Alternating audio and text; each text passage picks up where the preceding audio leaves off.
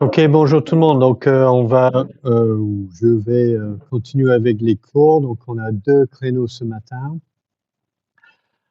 Donc, ce que j'ai préparé, c'est un deuxième sur les antiviraux et cette fois-ci avec des exemples d'infections spécifiques. Et ensuite, le cours, ça sera sur la barrière d'espèces et facteurs de lutte. Donc les diapos, je vais les charger donc pendant la pause parce que hier soir j'ai terminé, mais mon Wi-Fi à la maison était un peu naze, donc j'ai pas pu les mettre hier. Donc ça, je mettrai les diapos pendant la pause, là, entre les deux cours.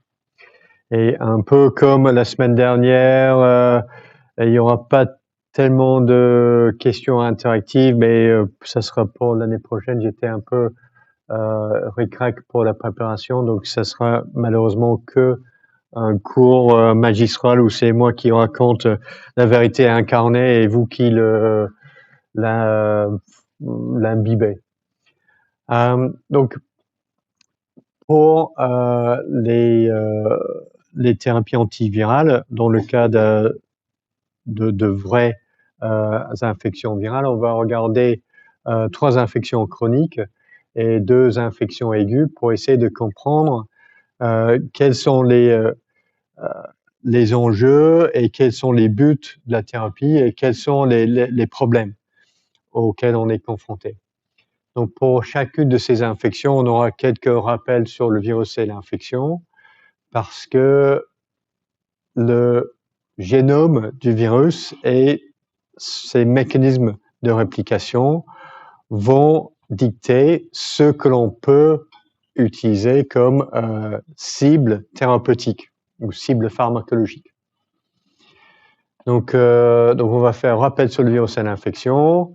Selon le type d'infection, les objectifs que l'on cherche à atteindre avec une thérapie antivirale vont être différentes. Et on va, pour chacun, je vais essayer de tracer un petit peu le développement des approches thérapeutiques. Parce que globalement, actuellement, là, en 2026, on est dans une bien meilleure posture qu'il y a une trentaine d'années, par exemple. Mais ceci dit, quelques problèmes persistent et c'est bon de savoir où est-ce qu'on en est actuellement et quelles sont les questions actuelles sur sur le traitement de ces différents virus. Donc pour le VIH, donc c'est l'antivirus qui infecte le plus d'humains dans le monde. C'est un lentivirus avec un génome qui comprend 3 grands cadres ouverts de lecture, GAG, POL et ENV. Donc, GAG, POL et ENV, on trouve ça chez tous les rétrovirus. GAG étant une polyprotéine qui code pour les protéines de capsides et des nucléocapsides et la matrice. GAG, POL exprimé comme une polyprotéine avec la partie POL qui code pour les enzymes virales, la protéase, la transcriptase inverse et l'intégrase. Et toutes ces 3 enzymes sont essentielles pour la réplication virale et ce sont les cibles principales des antiviraux. Et le cadre ouvert de lecture ENV code pour les glycoprotéines GP120 et GP41. Glycoprotéines d'attachement et glycoprotéines de fusion du VIH. En plus de ça, on a quelques petits cadres ouverts de lecture codant pour les gènes REV et TAT impliqués dans la réplication du virus et d'autres VIF, VPR, VPU et NEF qui sont appelés les gènes accessoires parce que dans certains cas, on peut les éliminer du génome viral et dans certaines lignées cellulaires, le virus est encore capable de se répliquer. Et ça va être plus important pour ce qu'on va faire dans la deuxième partie de la matinée sur les facteurs de restriction. Et pour les thérapies antivirales, c'est plutôt la protéase, la transcriptase inverse et l'intégrase qui vont être les plus importantes. Alors, lorsqu'on parle du VIH, le virus de l'immunodéficience humaine, c'est important de retenir que il s'agit de ce qu'on reconnaît comme deux espèces distinctes de virus, le VIH1 et le VIH2. Dans le VIH1, on a différents groupes, M, N, O et maintenant le groupe P qui est reconnu. Donc cet arbre phylogénétique est tiré d'une publication d'il y a plus de 20 ans maintenant, donc le groupe P n'avait pas encore été décrit. Et le VIH2, on le divise en groupes A et B. Chacun de ces différents groupes dérive d'une transmission indépendante d'un virus simien d'immunodéficience aux humains. Et on date ces transmissions chimpanzés humains ou gorilles humains ou ce singe-là, je ne sais pas exactement qui c'est, mais un autre primate africain, pas un gorille, pas le chimpanzé. Donc, on a des transmissions primates humains qui ont eu lieu peut-être il y a une centaine d'années, en gros. Il y a 120 ans, on a une estimation, mais on ne saura jamais de quand dater les premiers cas humains. Donc, on a eu plusieurs transmissions, la plupart chimpanzés hommes, mais pas tous. Et le groupe qui a vraiment dominé le monde, c'est le groupe M. Les autres groupes, N, O, P et le VIH2, on les trouve principalement en Afrique de l'Ouest et ils sont relativement peu transmissibles entre humains. Donc c'est le VIH1 de groupe M qui a vraiment gagné le gros lot, qui est devenu le virus qui infecte 40 millions de personnes dans le monde actuellement. Donc c'est le groupe M qui est responsable de la pandémie. Et avec des millions et des millions d'événements de transmission, le groupe M s'est diversifié. Donc le groupe M, on le sous-divise en différentes génotypes, de A à G. Et au niveau mondial, c'est le groupe C qui est responsable du plus grand nombre de cas, principalement en Afrique australe et en Inde, tandis que en Europe et en Amérique du Nord, c'est le groupe B qui est le plus prévalent. Donc, pour la plupart des recherches sur le VIH en termes de thérapie, les premiers résultats sont obtenus avec les virus et les infections avec un virus de groupe B. Et ensuite, on essaie de les adapter à d'autres virus parce que la plupart des recherches sont faites dans les labos aux États-Unis et en Europe. Et avec l'Afrique du Sud qui développe un peu son infrastructure scientifique. Mais historiquement, on a testé d'abord sur le virus de groupe B et ensuite on regarde est-ce que ça marche sur les virus de sous-type C. Et globalement, pour tous les antiviraux, ça marche. Il n'y a pas de différence d'efficacité entre les génotypes de virus. Donc, ce qui marche sur le VIH1 est efficace sur le VIH2 et ce qui était mis en place pour soigner des infections avec un virus VIH1 groupe M sous-type B, globalement, ça marche pour tous les autres sous-types. Cette histoire de sous-type et tout ça, c'est un plus gros problème pour le développement de vaccins. Mais ça, c'est pas notre histoire aujourd'hui parce que c'est de l'immuno, tout ça. Alors, les routes de l'infection, comme tout le monde sait, c'est un virus sexuellement transmissible qui est transmis par des rapports sexuels hétérosexuels et homosexuels entre hommes. Transmission homosexuelle entre femmes, ça existe, mais c'est extrêmement rare. On peut avoir une transmission par la bouche, notamment chez les enfants, chez les nourrissons. Les mères qui sont séropositifs avec une infection qui est non traitée peuvent transmettre le virus à leur bébé lors de l'allaitement. Et donc, connaître ces modes de transmission, c'est quelque chose qui permet de mettre en place des stratégies de lutte adéquates pour prévenir des infections. Donc, pour la transmission, bon, enfin, ouais, je vais faire parler de ça après, j'aurais dû Donc, transmission muqueuse, c'est la grande majorité des infections dans le monde. Transmission par voie sanguine, donc transfusion, produits sanguins, l'utilisation de drogues injectables. Donc pour les produits sanguins et les transfusions sanguines, maintenant qu'on a des tests de dépistage, on peut essayer on peut éviter de faire entrer des produits contaminés dans le circuit de traitement. Et le virus est sensible à la chaleur. Donc les produits sanguins, on peut les traiter à la chaleur et inactiver le virus. Donc dernière chose, la transmission mère-enfant. Dans l'utérus, c'est quelque chose qui existe, mais c'est très minoritaire, c'est très très rare. La plupart des transmissions mère-enfant sont lors de l'accouchement, lorsque le bébé va être en contact direct avec le sang et les sécrétions vaginales de la mère. Et le bébé peut s'infecter par la bouche lors de l'accouchement. Et comme j'avais dit, en postnatal, c'est l'allaitement qui est un risque. Donc, si on connaît les moyens ou les routes d'infection, c'est ça qui permet de mettre en place des stratégies de prévention efficaces. Donc, pour la transmission sexuelle, c'est le port du préservatif, et la circoncision masculine est une intervention efficace pour prévenir des transmissions sexuelles femmes séropositives vers des hommes.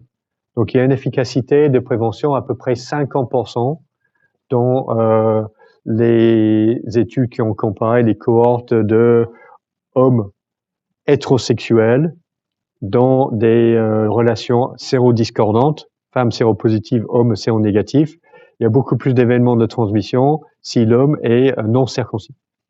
Et c'est quelque chose qui a aussi été démontré dans des études interventionnelles, avec un design de clinique assez intéressant, mais je ne vais pas vous... si, je peux raconter à la fin si ça vous intéresse, mais en tout cas, il y a les données qui soutiennent ces conclusions sont vraiment très solides. Alors, pour prévenir la transmission mère-enfant, deux choses sont très importantes et vraiment le truc probablement le plus important, c'est mettre la mère ou la femme enceinte sous traitement antirétroviral. Parce que la transmission lors de l'accouchement est fortement dépendante de la charge virale dans le sang et dans les sécrétions vaginales de la mère. Parce que plus on a de virus, plus on a de risque de transmission. Donc si on met la femme enceinte sous traitement antirétroviral, la charge virale devient indétectable ou très très faible, et donc il y a moins de virus pour infecter le bébé lors de l'accouchement. Et c'est vrai pendant la période après la naissance. Donc mettre la femme enceinte et la mère sous traitement antirétroviral, et aussi, lorsque c'est possible, privilégier l'allaitement par le lait en poudre. Oui. On pense que c'est plutôt les cellules dans le méatus, si vous voyez bien le terme anatomique, la tête du pénis. L'épithélium est plus kératinisé chez les hommes circoncis. Et c'est une plus forte barrière à la transmission.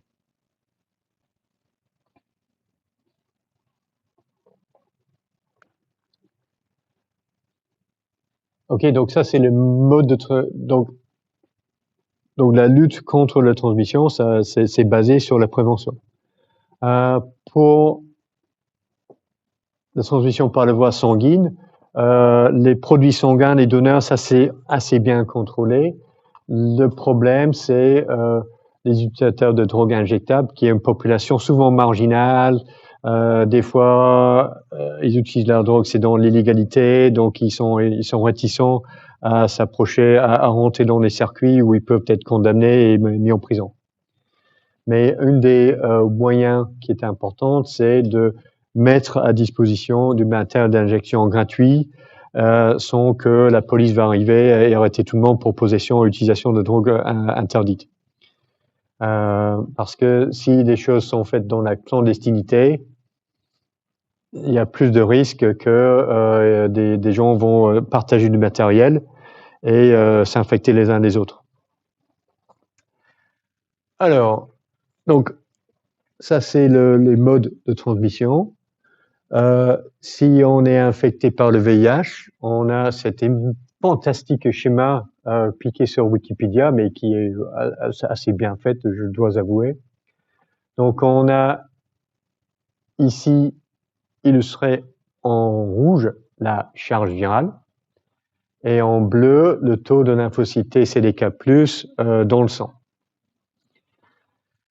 Et lorsqu'on a l'infection primaire, au bout de quelques semaines après la transmission, on va avoir une pic de réplication virale, très forte charge virale, souvent mais pas toujours associée à un syndrome un peu pseudo-grippal, on est fatigué, on peut avoir de la fièvre. Si on a eu un rapport sexuel non protégé quelques semaines avant et on se présente chez le médecin, il est possible d'être mis sous traitement très très rapidement et avoir un dépistage basé sur la présence de l'ARN viral avant la séroconversion.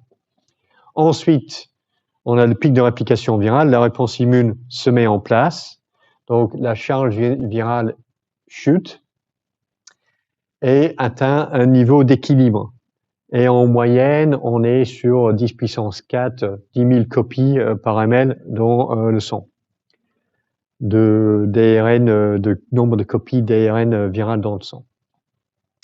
Et ce qu'on appelle le set point de charge virale lors d'une infection chronique. Et c'est à ce moment-là qu'on a une sorte de bataille de tranchées entre le système immunitaire et la réplication virale. Parce que la réponse immunitaire est toujours en train d'essayer d'éliminer le virus et les cellules infectées, mais le virus finit par éliminer les lymphocytes T CD4 qui sont la cible principale de l'infection. Et donc, petit à petit, on a le virus qui va prendre le dessus et le taux de CD4, dans le cas d'une absence de traitement antirétroviral, qui vont chuter progressivement. Et la définition biologique du stade SIDA, c'est d'avoir un taux de CD4 inférieur à 200 CD4 par millimètre cube. Et sans traitement, la durée moyenne d'une infection, pour atteindre 200 lymphocytes T CDK+, c'est de 7 ans. Donc la moitié des personnes vont être en stade SIDA avant 7 ans, l'autre moitié après 7 ans. Donc c'est une moyenne. Et une fois qu'on arrive au stade SIDA, on a très très peu de lymphocytes T CD4+. Donc on arrive au syndrome d'immunodéficience acquise qui caractérise le SIDA. Et donc on devient susceptible aux infections opportunistes et à un certain nombre de cancers qui normalement sont contrôlés par notre système immunitaire. Donc ça c'est le scénario en l'absence de traitement. Donc si on met quelqu'un sous traitement antirétroviral, c'est pourquoi? C'est pour rendre la charge virale indétectable. Et actuellement, je pense que ça veut dire inférieur à 20 copies par ml. Pourquoi on veut faire ça? Parce que si la réplication virale est stoppée, ça veut dire qu'on arrête la destruction de lymphocytes T CD4+, on arrête les cycles de transmission avec les lymphocytes T qui sont infectés et tués de façon permanente pendant des années. Et c'est ça qui permet de conserver son statut immunitaire. Donc actuellement, ce qui est proposé, c'est dès que vous avez un dépistage positif pour une sérologie, donc vous êtes séropositif pour le VIH, vous êtes infecté, on vous met sous traitement directement. Parce que plus on démarre le traitement tôt, mieux votre système immunitaire sera conservé sur le long terme. Alors, donc c'est pas la peine d'attendre que les gens ils ont perdu tout leur TCD4 pour les traiter, parce que déjà les dégâts sont déjà là. Donc, la modalité thérapeutique, c'est qu'on va associer 3 molécules différentes parce que le virus c'est une infection chronique avec un virus qui induit pas mal d'erreurs à chaque cycle de réplication. Donc, il génère des mutations de résistance relativement facilement. Donc, il faut avoir une association de 3 molécules différentes. Et la première ligne thérapeutique sera toujours la plus efficace. Donc, on essaie d'associer 3 molécules avec une bonne activité antivirale. Et deuxième chose qui est très importante, qui ont les effets secondaires les plus faibles. Absence d'effets secondaires, c'est important. Parce que ce qui est important, c'est que la personne va suivre sa thérapie, va prendre ses médicaments. Si on a des effets secondaires à long terme, on va en avoir marre de prendre les médicaments et on peut arrêter de les prendre sans dire à son médecin. Parce que les médicaments, donc, absence d'effets secondaires, c'est un élément de choix dans les associations qui sont actuellement utilisées. Donc, maintenant, ça marche très très bien, mais initialement, c'était pas le cas. Les premières thérapies antirétrovirales efficaces étaient publiées en 1996. Avant, il était impossible de traiter efficacement l'infection par le VIH. Donc, si on était séropositif VIH, il y a 35-40 ans, c'était pratiquement l'arrêté de mort, quoi. Donc ça a commencé à changer il y a 30 ans avec cette publication. C'était la première utilisation d'une association entre 2 inhibiteurs nucléosidiques de la transcriptase inverse, 2 INTI, et un inhibiteur de la protéase. Le premier inhibiteur de la protéase, qui était la saquinavir ici, associé avec le zidovudine et le zacitabine. Donc, ce qui marche le mieux, c'est les pointillés là. Et pour la première fois, on a vu les patients inclus dans l'étude conserver leur taux de CD4 pendant 1 an. Tandis que avant, quel que soit le traitement testé, on perdait les CD4 pendant la période de l'essai. Donc ça, c'était les premiers essais. Et puis actuellement, on a toujours un peu la même stratégie thérapeutique. On va associer 2 inhibiteurs nucléosidiques de la transcriptase inverse avec une molécule d'une autre classe. Okay? Donc, initialement, c'était des inhibiteurs de protéase, donc il n'y a une seule association qui est préconisée en première ligne actuellement en France. Maintenant, on a d'autres classes de molécules antivirales très efficaces, des inhibiteurs non nucléosidiques, la doravirine et la rilpivirine, et on a aussi les inhibiteurs de l'intégrase qui sont très efficaces.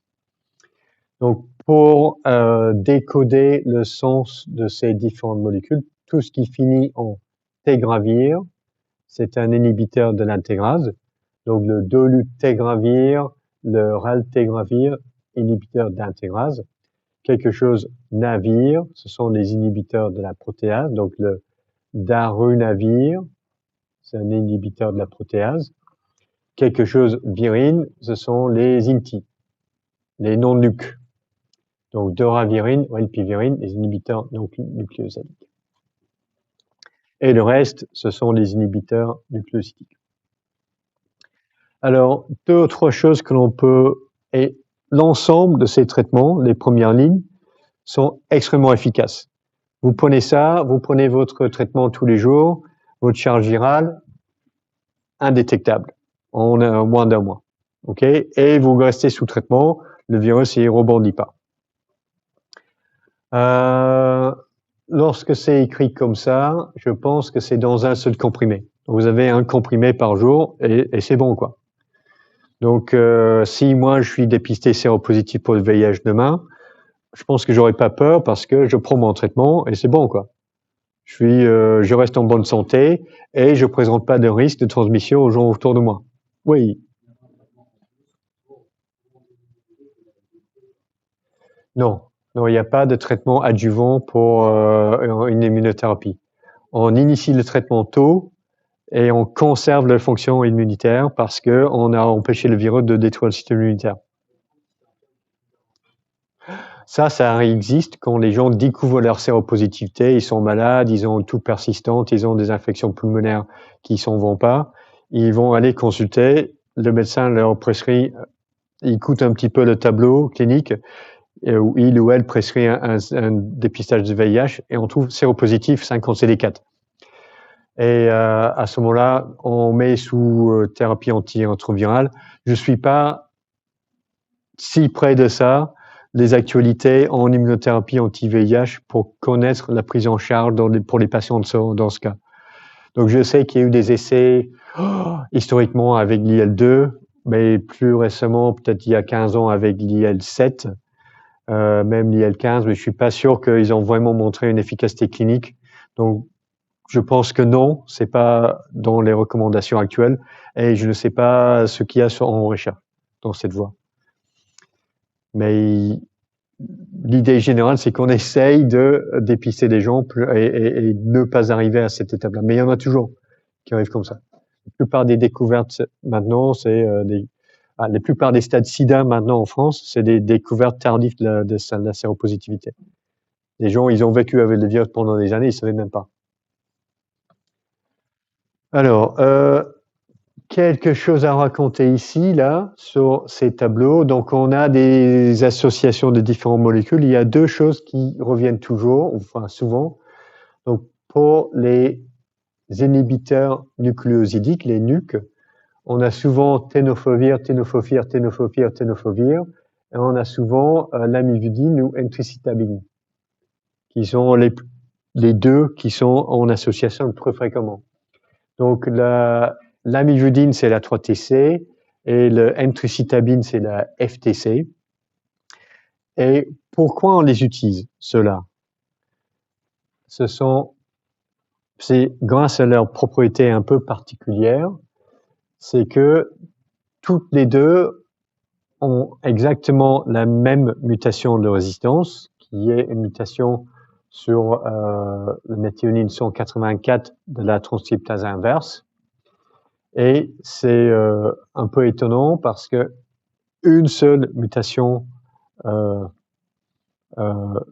non synonyme à cette position rend le virus résistant aux médicaments. Donc normalement, ça, c'est pas bien, on veut pas ça, parce que ça veut dire qu'il y a une faible barrière génétique. Mais lorsque le virus acquiert cette mutation de résistance, la transcriptase inverse a sa fonction modifiée, parce que la méthionine 184 se trouve vraiment au cœur du site actif de l'enzyme, dans un site qui est très très conservé, dans toutes les transcriptases inverses de tous les rétrovirus. Et donc, lorsqu'on le mute, l'enzyme perd en processivité, c'est-à-dire que le virus va se répliquer plus lentement, mais elle augmente sa fidélité. Et ces deux effets font que lorsque le virus acquiert une mutation de résistance, l'apparition d'autres mutations de résistance est fortement ralentie. Et donc, c'est pour ça qu'on garde ces deux médicaments-là, parce qu'ils vont rendre l'utilité des autres médicaments dans l'association plus robuste. Donc, c'est pour ça qu'on a toujours la FTC et la 3-TC, la lamivudine et la tricitabine, toujours dans les associations aujourd'hui. Même si la lamivudine, c'est une molécule qui a plus de 30 ans maintenant. 30 ans, plus de 25 ans en tout cas. C'est une des NUC de première génération. Et pourquoi le tenofovir sous différentes formes pharmaceutiques? C'est parce que la tenofovir, c'est un analogue nucléotidique. Il a le groupement phosphate qui le rend plus biodisponible, donc il est plus facilement transformé en forme triphosphorylée, qui est le vrai inhibiteur. Et donc on a un meilleur profil pharmacocinétique pour la tenofovir que tous les autres inhibiteurs nucléosidiques ou nucléotidiques. Donc c'est pour ça qu'on a toujours les mêmes NUC dans les différentes associations. Donc, globalement, si on est sous traitement anti-rétroviral pour une séropositivité à VIH, ce qui va se passer, ça c'est le temps, ça c'est ma charge virale en log 10 copies par ml. Non traité, on va être à peu près à 10 puissance 4 copies par ml de façon relativement stable. Je mets le traitement.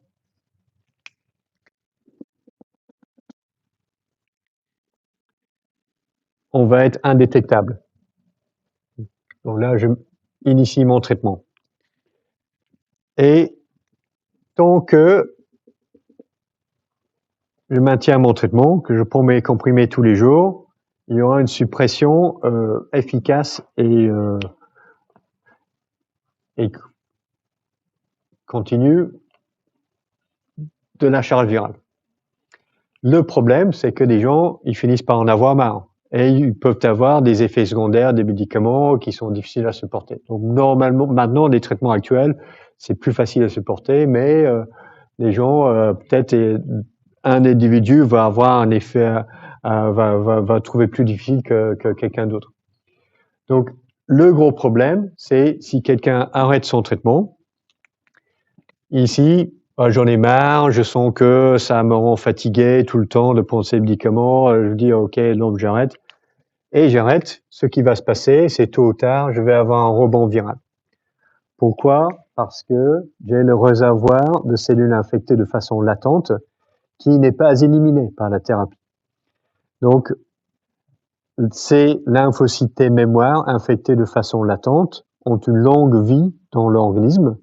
Et de temps en temps, ils sont stimulés, donc ils vont réactiver une réplication active. Si je garde ma thérapie, là, je garde ma thérapie. Si j'ai une réactivation de la latence, c'est pas un problème parce que les médicaments bloquent le virus tout de suite.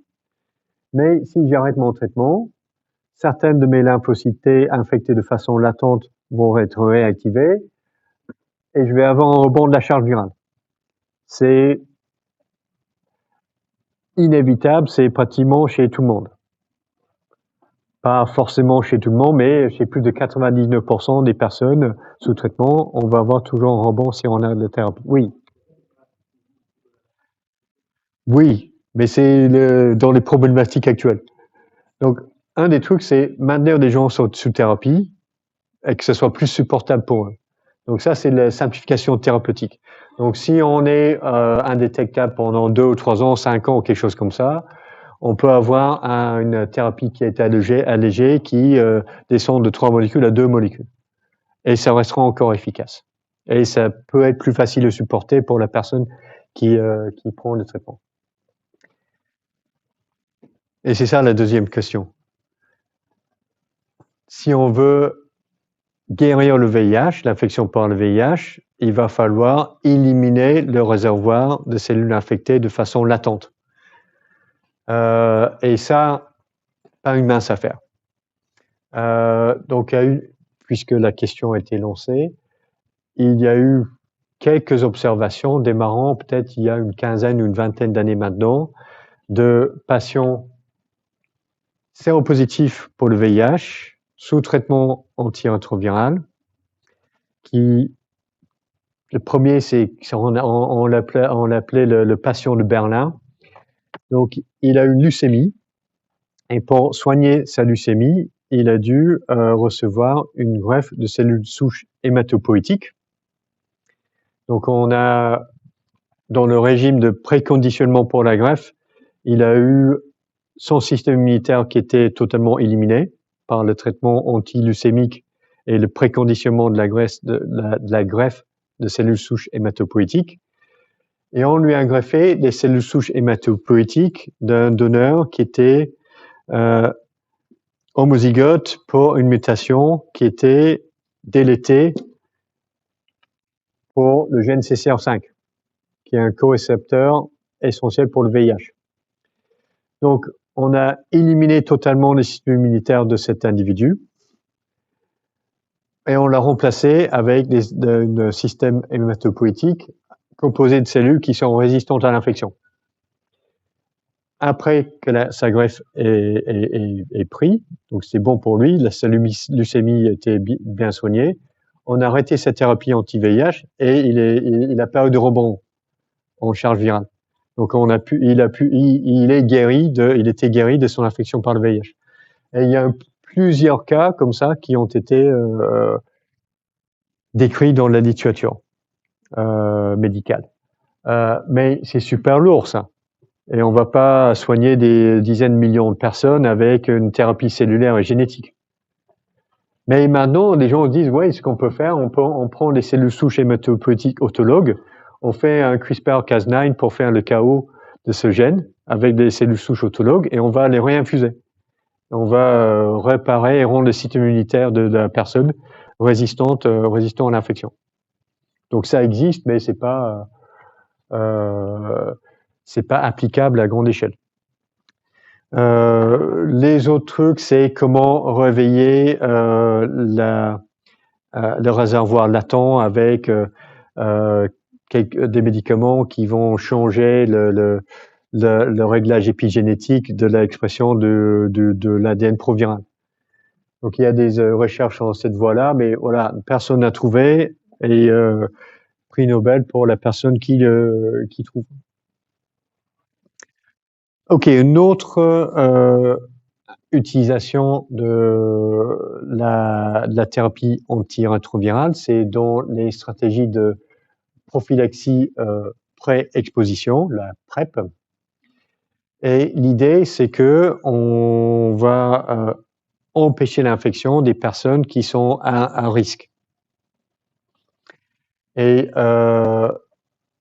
donc, l'idée, c'est de protéger ces personnes elles-mêmes en premier lieu, mais aussi de essayer de bloquer les chaînes de transmission qui sont responsables de la dissémination de la maladie. Et donc, les populations qui sont à fort risque d'une infection, c'est les travailleurs du sexe, les MSM, Men Who Have Sex with Men. Et on utilise ce terme parce que sinon on dit pourquoi on n'appelle pas des homosexuels, mais une partie de cette population, c'est des hommes qui vont se dire oui, mais je suis pas gay moi, mais j'aime juste coucher avec des mecs de temps en temps. Donc c'est pour ça qu'on appelle the men who have sex with men. Et c'est le sentiment personnel de l'individu. Mais le fait est qu'ils vont avoir des relations sexuelles avec des hommes, d'autres hommes, et peut-être plusieurs différents, mais de façon un peu diverse et variée. Et l'autre population, ce sont les utilisateurs de drogues injectables. Et dans les trois cas, donc on dit, mais oui, pourquoi on va pas utiliser le préservatif ici? Et pourquoi ils n'utilisent pas le matériel injectable qui est stérile? Mais selon le pays, c'est plus ou moins facile ça, et selon la situation. Les travailleuses du sexe, elles ont peut-être pas la possibilité d'obliger leurs clients à porter le préservatif. Elles sont exploitées, elles n'ont pas cette possibilité. Donc elles n'ont pas le moyen de décider, d'avoir ce choix. Mais donc le seul moyen de les protéger de l'infection, c'est de les mettre préventivement sous traitement antirétroviral. Et ça, c'est efficace pour elles. Et ça va les protéger elles-mêmes. Ça va aussi protéger leurs clients. Ceci dit, le port de préservatif, c'est toujours mieux parce que ça va protéger contre les autres infections sexuellement transmissibles. Pour les utilisateurs de drogues injectables, c'est un peu le même type de scénario. Souvent, c'est une population marginale. Les gens, ils sont accros à leur drogue et ils sont pas en condition de prendre une décision rationnelle tout le temps. Donc, et s'il n'y a pas de matos disponible, ils vont être en manque et ils vont s'injecter quand même. Aussi, ça dépend un petit peu de la politique de répression qui existe dans le pays. Donc, ça peut être plus efficace de proposer aux gens, OK, vous prenez des médicaments tous les jours, c'est bien sûr que c'est mieux d'arrêter d'être un accro à l'héroïne ou à la cocaïne, mais plus facile à dire qu'à faire, quoi. Donc, ça, c'est le cas ici. Et pour les MSM, c'est plus une question de les gens eux-mêmes, ils en avaient marre de dire, voilà, pour tout le reste de votre vie sexuelle, vous allez devoir porter un préservatif à chaque fois pour toujours, quoi. Et vous avez pas d'autres possibilités dans votre vie. Si vous voulez avoir différents partenaires, etc. Donc, c'était une alternative thérapeutique ou préventive qui était mise en place parce que les gens, ils ont quand même le droit de vivre leur vie comme ils l'entendent, quelque part. Donc ça, c'est les populations cibles par les stratégies de PrEP, et ça marche très très bien. C'est-à-dire, on met des gens sous une thérapie antirétrovirale et on peut prévenir des infections. Très important dans la lutte contre la transmission. Parce que c'est pas juste la personne elle-même qui est traitée, qui sera protégée, mais c'est aussi tous les clients, tous les autres partenaires sexuels, toutes les autres personnes qui vont partager le matériel d'injection avec quelqu'un qui s'injecte et qui est séropositif et non traité. Donc ça, c'est ce qu'on a en France, mais la plupart des personnes vivant avec le VIH vivent en Afrique australe. Et la stratégie que l'on a actuellement pour essayer de permettre aux gens de vivre bien avec leur infection et à terme d'éliminer le virus, c'est que on essaye, donc ça c'est un peu les objectifs de l'OMS, c'est la stratégie 90-90-90, et l'objectif c'est que 90% des people living with HIV, donc les personnes vivant avec le VIH, connaissent leur statut. On ne va pas être mis sous thérapie antirétrovirale si on ne sait pas si on est infecté. Donc la première étape pour soigner des gens, c'est de les dépister, pour que les gens connaissent leur séropositivité. Alors, si on arrive à faire ça, ensuite, il faut être capable de mettre 90% des personnes séropositives sous thérapie, qu'ils aient accès aux médicaments, et que les thérapies qu'on leur propose permettent à au moins 90% des personnes qui sont sous traitement d'avoir une charge virale indétectable. C'est-à-dire que les thérapies qu'on propose doivent être efficaces, comme ce qu'on a en France, quoi. Alors, actuellement, et ça, c'est des chiffres d'il y a quelques années, il y a peut-être 5 ans maintenant. Donc, la moyenne des pays africains en Afrique australe, on est plutôt 80% des personnes connaissant leur statut, peut-être 2/3, mais très variable selon le pays, qui sont sous traitement.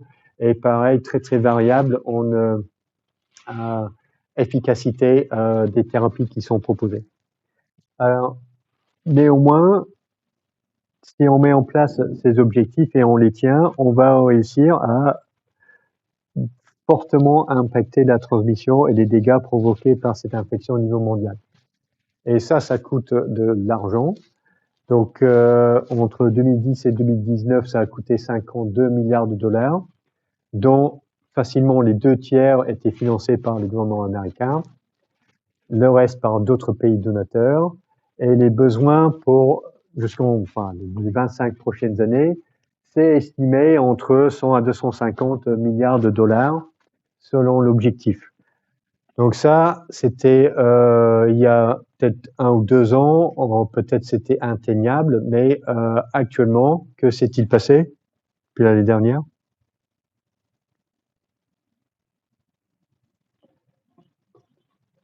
Ça, c'est fini, ça. Fini le financement américain. Donc, ils ont dépensé 11 milliards de dollars pour aller bombarder l'Iran. En une semaine, ils ont payé ça. Et ils n'ont pas mis tout cet argent-là pour essayer lutter contre une infection très importante pour le monde, c'est fini. Donc là, on a un gros problème pour tenir les objectifs. Donc ça, c'est les problématiques VIH. Prochain virus qu'on va parler, qu'on va considérer, c'est le virus de l'hépatite C. Alors, virus de l'hépatite C, pendant longtemps, il était dans la famille des Flaviviridae, mais en fait, maintenant, on considère qu'il appartient à sa propre famille, le Hepaciviridae. Le virus ARN brun plus, enveloppé capside icosède. Alors, comment on sait? C'est un virus principalement à transmission sanguine, qui a un tropisme pour les hépatocytes. Si on est infecté, on a peut-être 80% des infections qui deviennent chroniques. Et ce qu'on a vu avec le cours sur les virus et le cancer, le problème, l'infection chronique au virus de l'hépatite C va entraîner la progression d'une infection chronique à la fibrose vers la cirrhose et finalement au carcinome hépatocellulaire.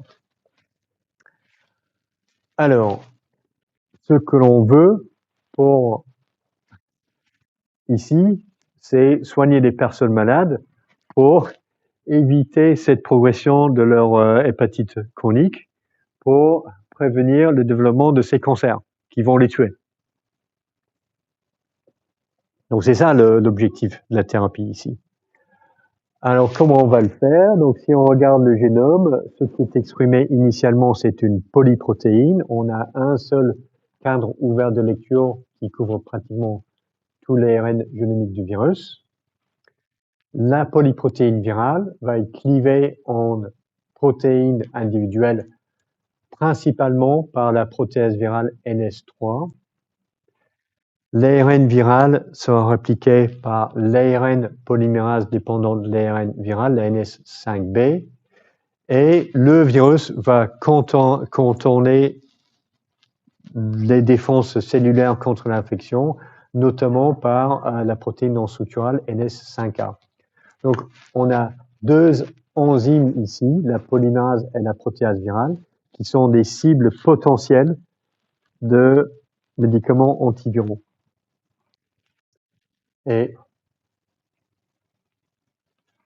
Mais avant ça, on a essayé autre chose. Qu'est-ce qu'on avait essayé? Ouais, voilà. Bon, ouais. Avant les modalités thérapeutiques, j'ai oublié un peu l'enchaînement des diapos là. Alors, donc on veut soigner les gens. Pourquoi? Pour empêcher que leur hépatite C progresse vers des formes plus graves. Et cette fois-ci, il s'agit d'un virus à ARN qui n'a pas de réservoir latent. Donc, il est possible de guérir l'infection. Parce que si on stoppe la réplication active du virus pendant une période de 2 ou 3 mois, il n'y aura plus aucune cellule infectée dans le foie. On peut arrêter le traitement et la charge virale ne remonte pas. Et c'est ce qu'on appelle une charge virale indétectable soutenue ou une réponse virologique soutenue, c'est-à-dire le SVR, Sustained Virological Response. Et donc, on va traiter pendant 2 ou 3 mois, ou une période de temps limitée. On arrête le traitement, on attend 2 ou 3 mois après, on regarde si le virus est revenu. Et si on atteint cette réponse virologique soutenue, on peut dire, OK, on a guéri l'infection. Donc, c'est ça l'objectif thérapeutique. Et les modalités thérapeutiques, donc anciennement, on utilisait les antiviraux à action indirecte. Et là, on part de il y a 25 ans, il y a 30 ans. Et donc, c'était l'association interféron-ribavirin.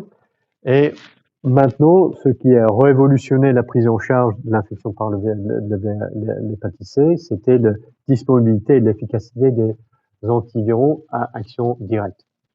Donc, pour le contexte historique, donc le virus de l'hépatite C ou son génome a été cloné et séquencé en 1989 et on a réussi à cultiver le virus en 2005. Pendant les années 1990, on savait qu'il s'agissait d'un virus à ARN, mais on n'avait pas de système pour développer de médicaments antiviraux à action directe. Donc on s'est dit, oh, on a un virus à ARN, on va essayer de le soigner avec des trucs qui vont fonctionner. Et les deux seuls médicaments disponibles, c'était l'interféron et la ribavirine. Donc les hépatologues, ils ont commencé à soigner des gens avec de l'interféron pendant 6 mois ou pendant 1 an. Au bout de 6 mois, ils avaient peut-être une personne sur 20 qui a réussi à éliminer son infection virale. Donc on dit, OK, on va faire 1 an. Ben, là, OK, on a augmenté le pourcentage jusqu'à peut-être 15 à 20%. En associant avec la ribavirine, on a une meilleur taux de réponse. Et la dernière chose, bon, 6 mois, 1 an. Et puis finalement, on a changé un petit peu la formulation pharmacologique de l'interféron pour augmenter sa demi-vie. Et finalement, dans les années 2000-2005, on a réussi à éliminer l'infection chez à peu près la moitié des personnes infectées. Donc ça, c'était un peu le panel historique. Mais comme le VIH, le virus d'hépatite C a différents sous-types qu'on appelle les génotypes. Et cette thérapie était inefficace contre les génotypes 1 et 4. Et le génotype 1 était bien embêtant parce que le génotype 1, c'est le plus répandu en Amérique du Nord. Donc, à partir du début des années 2000, on commençait à avoir des systèmes pour développer des médicaments antiviraux à action directe. Et les premiers, c'était ce qu'on appelait les réplicants. Je vais dessiner ce que c'est un réplicant ici. Là. Donc, si j'ai mon génome, le virus de l'hépatite C, j'ai ma polyprotéine, et ça commence avec la capside E1, E2, et j'ai les protéines non structurales ici. Un réplicant,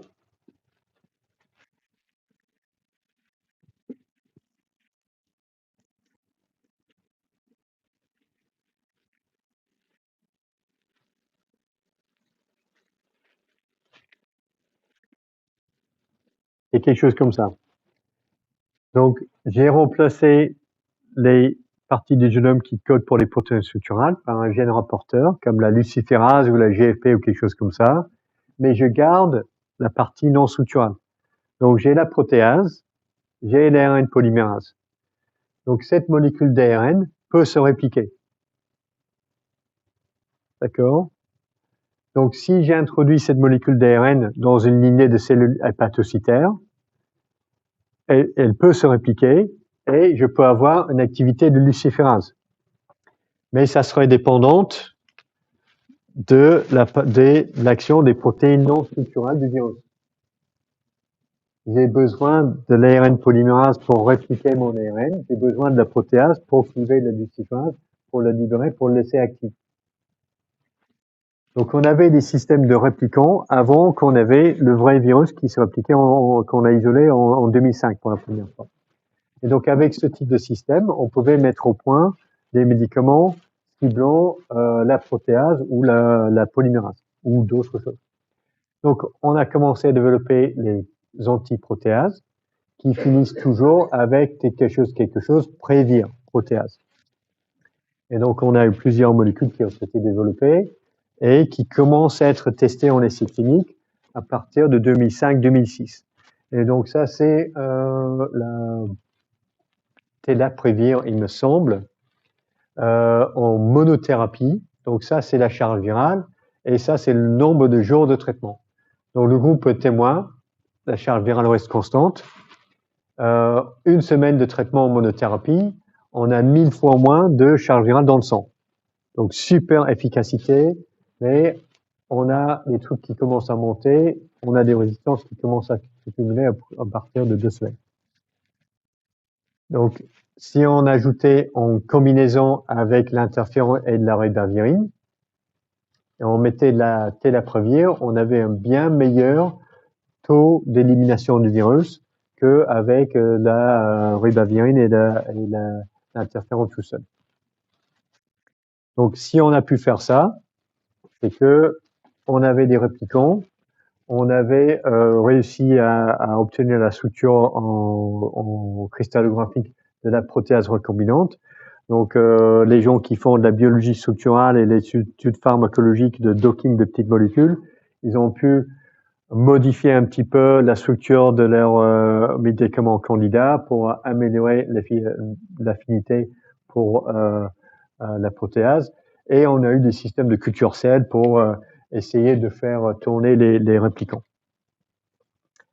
Alors, d'autres types de molécules qui ont été développées avec la même approche, ce sont les inhibiteurs de la polymérase virale.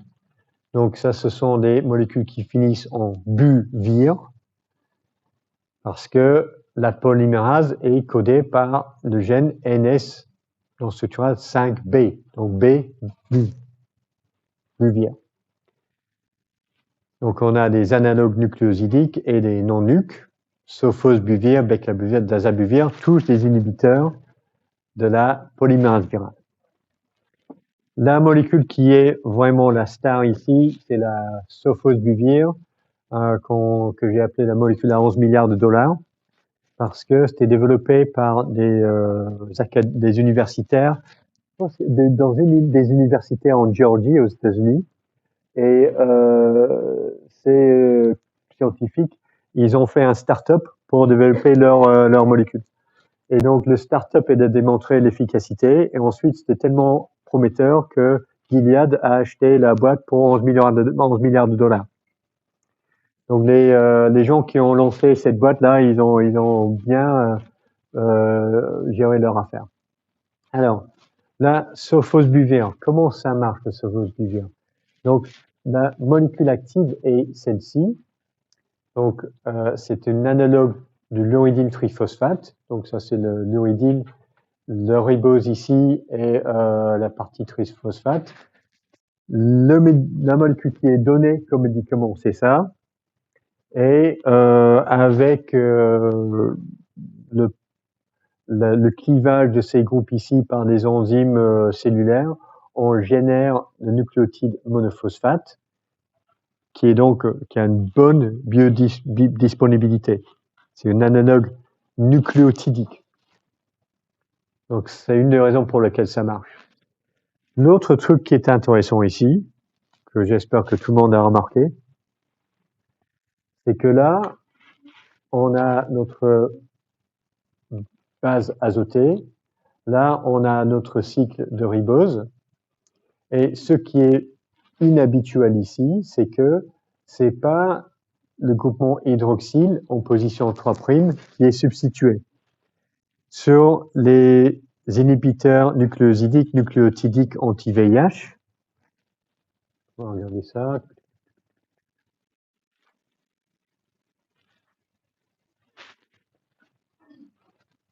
Le tenofovir, on a quelque chose en 5', la partie 3' totalement absente. Donc on voit très bien que si la polymérase, la transcriptase inverse intègre cette molécule-là dans une molécule d'ADN qui est en train de synthétiser, en fait, il ne peut rien ajouter ici parce que la partie 3' est totalement absente. Pour le sofosbuvir, ce qui est un peu inattendu, c'est que le groupement hydroxyle en 3' reste là, donc on peut se dire, mais comment ça marche? Parce que la polymérase va pouvoir rajouter d'autres nucléotides ici. Mais en fait, la substitution en position 2 est efficace également. Donc ça, c'était un peu la vraie originalité de la démarche des scientifiques qui ont démarré le développement de cette molécule. Ils ont compris, voilà, tous les autres, ils ont essayé à substituer, à modifier le groupement hydroxyle en 3'. On va essayer de changer en 2' et on va voir si ça marche. Et effectivement, ça marche. Donc ça, c'est un truc original ici. Alors, le sofosbuvir, super efficace et une vraie avancée. Et la troisième classe d'inhibiteurs anti-hépatite C, ce sont les inhibiteurs de la NS5A, et ce sont les molécules qui terminent en asvir. Donc on a le daclatasvir, l'edipasvir, ombitasvir. Et ces médicaments ont été découverts avec des systèmes de réplicants. Donc on avait l'ARN viral qui se repliquait dans les lignées de cellules hépatocytaires, et on avait l'activité de luciférase qui nous disait si le virus se repliquait ou pas. Et on testait des librairies de molécules chimiques juste en criblage, sans savoir comment ça allait fonctionner. Et donc à partir de ça, ils identifient un certain nombre de molécules candidates qui vont développer. Et donc ils ont trouvé des molécules qui inhibaient super bien la réplication du virus. Et ensuite, en testant mais comment ça marche, c'est pas un inhibiteur de la protéase, c'est pas un inhibiteur de la polymérase, c'était des inhibiteurs de la protéine non structurale NS5A. Donc, la NS5A, quelle est son activité? C'est le gène viral qui empêche les cellules de répondre aux interférons. Et donc, si on a un inhibiteur de la NS5A en clinique, ça veut dire qu'en fait, nos propres défenses antivirales sont capables d'éliminer l'infection. Donc actuellement, ce que l'on a en France ou en Amérique du Nord, bon, partout en Europe d'ailleurs, et en Amérique du Nord pour soigner une hépatite C chronique, c'est d'avoir un traitement de 2 ou 3 mois avec une association de un inhibiteur de protéase, Prévir, et un inhibiteur de NS5A, Tasvir, ou un inhibiteur de la polymérase, NS5B, sofosbuvir, et un inhibiteur de la NS5A. Donc, deux molécules en association ciblant de deux classes différentes. Et le traitement dure 2 mois ou 3 mois, et on est guéri à plus de 98% des cas. Donc c'est vraiment un truc fantastiquement miraculeux. Alors, quel est le problème ici? Le coût de traitement. Ça, c'est en France, c'est sur les pages web que j'ai trouvées de la Sécu qui donnent le remboursement pour ces traitements. Donc, l'Epclusa, 28 comprimés, donc c'est 4 semaines de traitement, c'est 7 500 € à peu près. Le Mavirette, 3 semaines de traitement, 11 000 €. Donc, le coût d'une thérapie ici, là, c'est non négligeable. Ok, donc on est dans les 20 000 € par personne. Alors, c'est ça qui conditionne un petit peu qui va être traité. Donc pour le VIH, l'indication, c'est dès que vous avez un dépistage séropositif, on vous met sous traitement. Pour l'hépatite C, c'est pas le cas. C'est-à-dire que si vous êtes dépisté séropositif pour l'hépatite C et vous avez une charge virale active, parce que c'est pas juste séropositif, parce que vous pouvez être séropositif et avoir éliminé le virus. Les 20% des personnes qui éliminent le virus restent séropositifs. Donc si vous êtes séropositif et vous avez une infection chronique à hépatite C, on va suivre votre fonction hépatique et selon si vous êtes à fort risque de progression ou à faible risque, on va vous mettre sous traitement ou pas. Parce que la progression de l'hépatite chronique est lente, c'est quelque chose qui a eu lieu sur des décennies. Si vous avez une très faible rythme de progression de votre maladie pendant 10 ans, on va attendre que le brevet est épuisé et que ces médicaments deviennent généricables. À ce moment-là, d'ici 10 ans, les thérapies vont être moins chères.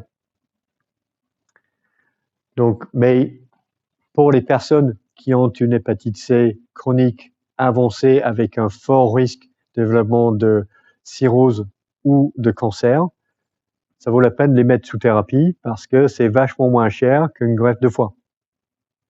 Le coût de 2 ou 3 mois de traitement. Donc ça, c'est un peu la situation en Europe. Si on est hépatite C avec une hépatite C chronique en Chine, en Asie du Sud-Est, en Afrique australe, je ne sais pas quelle est la prise en charge. On a 10 minutes. Je pense je vais terminer l'hépatite B. Comme ça va nous terminer les infections chroniques. Et ensuite, je fais une pause et on reprendra après, d'accord? Donc, l'hépatite B. Donc ici, on a une virus à rétrotranscription. Donc, on a une virus icosahédrique enveloppé avec un petit génome en ADN circulaire qui est en ADN dans la particule virale, mais qui va se répliquer via un intermédiaire en ARN dans la cellule. Donc, transmission de virus de l'hépatite B par voie sanguine sexuelle, plus de transmission sexuelle de l'hépatite B que de l'hépatite C, et la transmission mère importante, extrêmement importante, extrêmement répandue dans le monde, c'est le mode principal d'infection dans pas mal de pays. Alors, si vous êtes infecté à l'âge adulte, vous avez 8 chances sur 10 d'éliminer l'infection. Si vous êtes infecté lors de la naissance, dans la majorité des cas, cela se développe en infection chronique. Et pareil que pour l'hépatite C, une infection chronique a tendance à évoluer vers une cirrhose et éventuellement vers un cancer. Alors, une chose à connaître pour le virus de l'hépatite B, c'est que la persistance est très clairement liée à la réponse immunitaire. Si vous avez une résolution de votre hépatite B, vous développez des anticorps contre tous les antigènes du virus, l'antigène de capsid, l'antigène E et la glycoprotéine d'enveloppe, qui est l'antigène HBS. Et lors d'une hépatite B chronique agressive, qui est celui qui a au plus fort risque de progression au carcinome hépatocellulaire, vous développez des anticorps uniquement contre l'antigène de capsid et vous êtes séronégatif anti-HBe et anti-HBS. Et un système un petit peu intermédiaire, si vous avez une antigénémie HPV persistante, vous développez des anticorps contre la capsid et l'antigène E, mais pas d'anticorps contre le HBS. Donc le HBS, c'est la glycoprotéine de surface. Si vous développez des anticorps contre le HBS, le virus qui est libéré ne peut pas réinfecter d'autres cellules. Donc vous avez des anticorps neutralisants contre l'antigène HBS. Donc vous développez une immunité qui est efficace, qui va stopper les cycles de réinfection. Donc et c'est ça qui fait que finalement on va éliminer le virus. Donc l'un des buts de la thérapie, c'est de mettre des gens sous thérapie qui sont à fort risque d'une hépatite B progressive et d'essayer de voir s'ils développent leurs propres anticorps. Alors, pour l'hépatite B, lorsqu'on regarde son génome, on a juste 4 cadres ouverts de lecture et une seule enzyme qui est codée dans le génome, qui est la transcriptase inverse du virus, codée dans le cadre ouvert de lecture P. Donc, c'est la transcriptase inverse qui est la cible des médicaments. Ce qu'on veut faire, c'est réduire le risque de progression vers le cancer. Et pour ça, on veut diminuer la charge virale. Et donc, ce que l'on veut, c'est mettre des gens sous traitement stopper la réplication virale, la recharge virale devient indétectable. Donc, on arrête l'infection, la destruction, la réinfection des hépatocytes, qui est la source du processus oncogène. Alors, le problème avec l'hépatite B, c'est comme l'hépatite C, il y a des formes persistantes des génomes en ADN circulaire qui persistent dans le noyau des hépatocytes infectés. Et si on arrête la thérapie, on a un rebond de la charge virale. Donc c'est le même problème, on a un réservoir de cellules infectées de façon, ou un réservoir latente persistante qui est difficile à atteindre, difficile à éliminer. Donc comme pour le VIH, le traitement doit être maintenu à long terme. Donc pas de traitement curatif. Alors qu'est-ce qu'on va mettre? Bon, c'est un virus avec une transcriptase inverse. Donc on a d'abord testé les inhibiteurs de la transcriptase inverse qu'on connaissait déjà comme efficaces contre le VIH. Donc on les testait pour le virus de l'hépatite B. Et l'amivudine, la 3-TC et le tenofovir sont efficaces contre l'hépatite B également.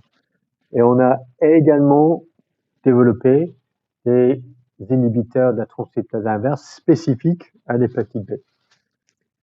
Donc on a un certain nombre de molécules. On a essayé des associations, mais pas vraiment d'avantage. Donc ce qui fonctionne, c'est une monothérapie, soit en tenofovir, soit avec l'entecavir, parce que leurs effets antiviraux sont les plus efficaces. Et on a aussi essayé de faire des associations avec de l'interféron dans un but d'essayer de guérir l'infection, mais pas vraiment de bénéfices clairs ici. Donc actuellement, les recommandations, c'est d'avoir une seule molécule. On suit la sérologie anti-HPS parce que si, avec le traitement, les gens, d'une façon ou d'une autre, développent des anticorps contre la HPS, on peut considérer qu'ils ont acquis l'immunité et on peut arrêter la thérapie.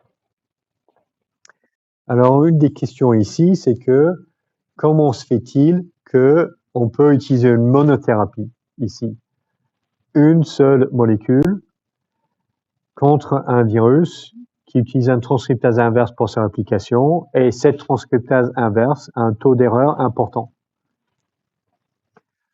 Alors, on peut le faire parce que ce qui est particulier ici, c'est que le même ADN est utilisé pour coder la glycoprotéine enveloppe, l'antigène S et la polymérase.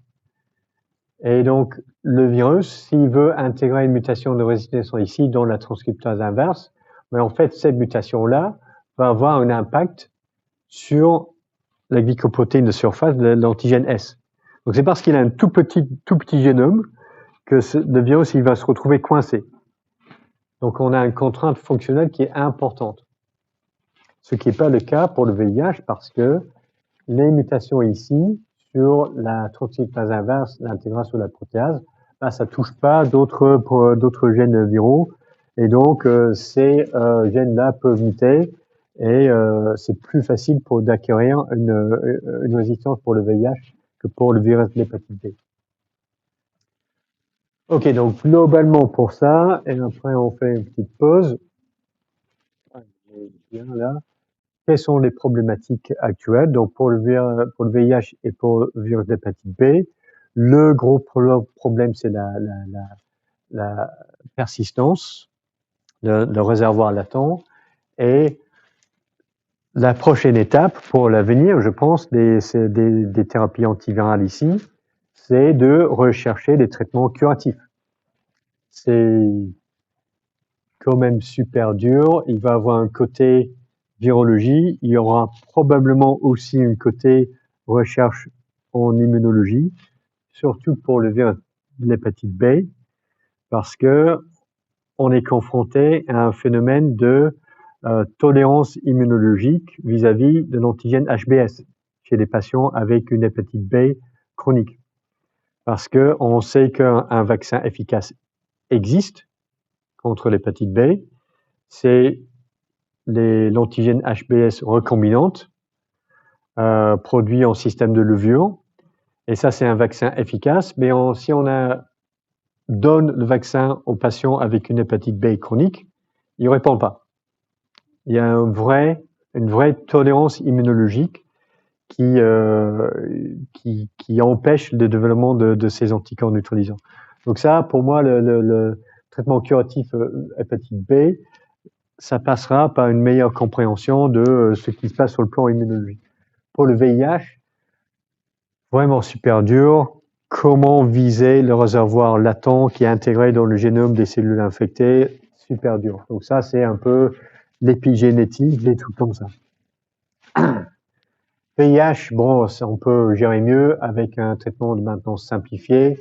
Le grand problème au niveau mondial, c'est pas ça. Le grand problème au niveau mondial, comment dépister les gens, comment rendre les thérapies efficaces, accessibles et efficaces pour la majorité des personnes qui sont infectées par le VIH, qui vivent en Afrique australe.